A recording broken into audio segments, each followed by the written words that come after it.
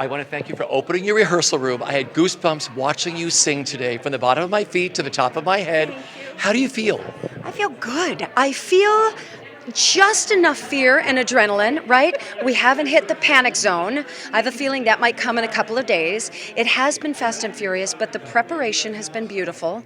Everybody came in knowing enough that still allowed us to play and mine in the room. And when you can do that instead of just being thrust information on you, then you really have a rehearsal process. And so I feel like we're building something kind of unique and special with this sunset. Okay, let's talk about your Norma Desmond so far and what you love about her. I love her. Thank you for asking me that. One, I find her to be remarkably human. I know sometimes it can be deemed that Norma is very over the top and theatrical, but she's a human being.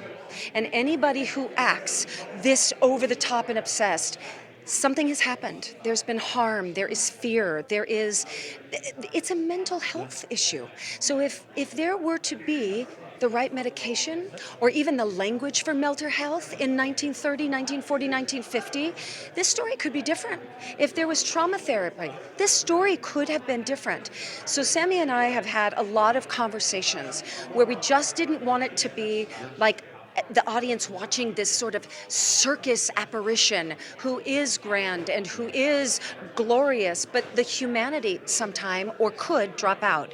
And I want to make sure that this audience sees a fearful, vulnerable, sometimes lovable and silly human, so that when the bottom really drops out, there's a reason why. And there are consequences, hopefully emotional consequences, why that happened. Oh, I love this. Now let's talk about this incredible score you're living in, the world of Sunset Boulevard. Okay, the world of Sunset Boulevard is, much like Into the Woods. Yep.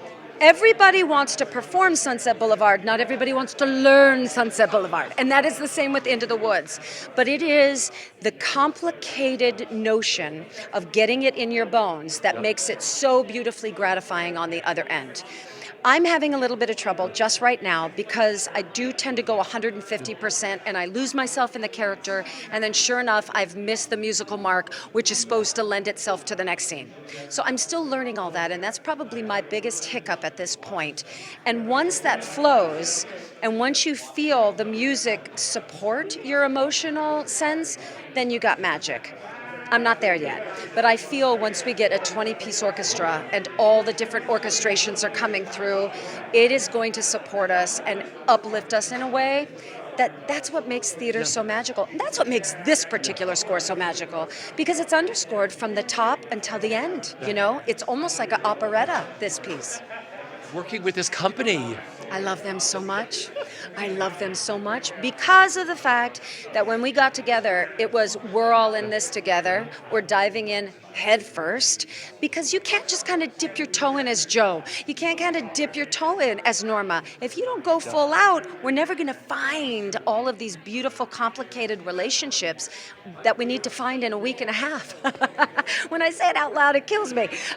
But they have been so open-minded, so open-hearted, ready to play, ready to support. Because again, when you're in the rehearsal room and there are a lot of tears and there's a lot of underbelly that's being shown, their support for me, to each other, has been really wonderful to see. The whispered conversations in overcrowded hallways.